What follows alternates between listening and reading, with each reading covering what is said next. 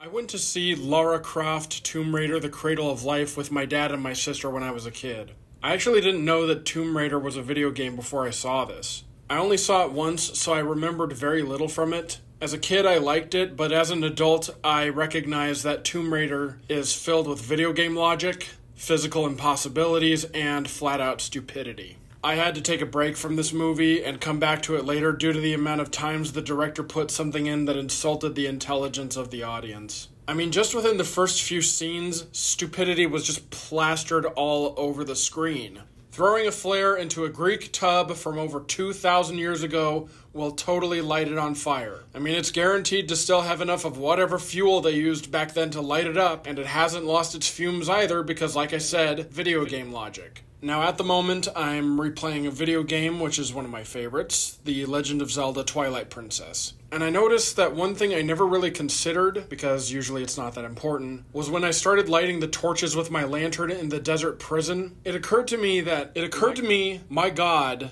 this is exactly what was happening when Lara Croft and her goons were down in the tomb. I mean, that shit is okay when it's in a video game because you don't think about it, but no, that shouldn't be put into a movie. And the last one I wanted to talk about was when Lara cut herself to lure a shark to her. She punched it in the face, and then she grabbed its fin, and it automatically led her to the surface. So let me get this straight. If I'm unable to breathe, and I cut myself underwater, lure a shark over to myself, and punch it in the face, then that will make the shark take me to the surface? Great. I learned something new and dumb today. And look, there are so many other things like this that happen throughout this movie that make no sense, but I'm just going to stick with those things that happened within the opening scenes. And I don't want to take up too much time talking about this because I could probably go on for an hour talking about this. Now, I can absolutely see why I liked this movie as a kid. I think it was because that everything Lara Croft did was awesome and perfectly timed to the point where it was ridiculous. Like when she landed perfectly in the Jeep as her friend was driving through Africa, among other things that she did. And honestly, I really liked Lara Croft as a character. Truly I did. And if I'm honest, Angelina Jolie didn't do so bad in this. Her character was pretty awesome. There were a lot of things that Lara Croft did, like doing flips on a jet ski, doing kendo with her trainer, target practice riding on a horse, riding a motorcycle on the Great Wall of China, base jumping and parachuting. All that stuff was shoved into this in order to make us go, oh wow, that's so cool. And actually, I still remember to this day, one of the teasers for the movie The Cradle of Life literally stated in the trailer, people actually fly. I'm not kidding, there was a trailer that said that.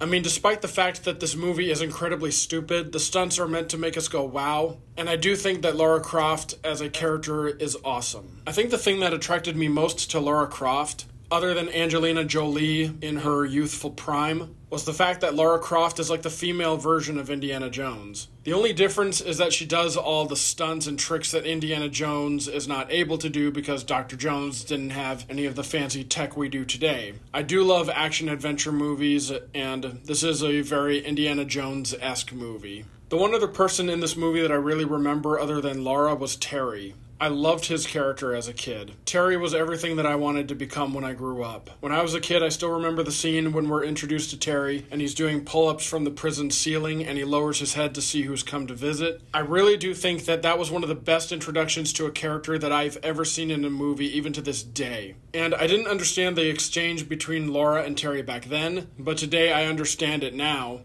And the exchange of dialogue was excellent. So yeah, suffice it to say, I liked Terry back then, and I still like his character today.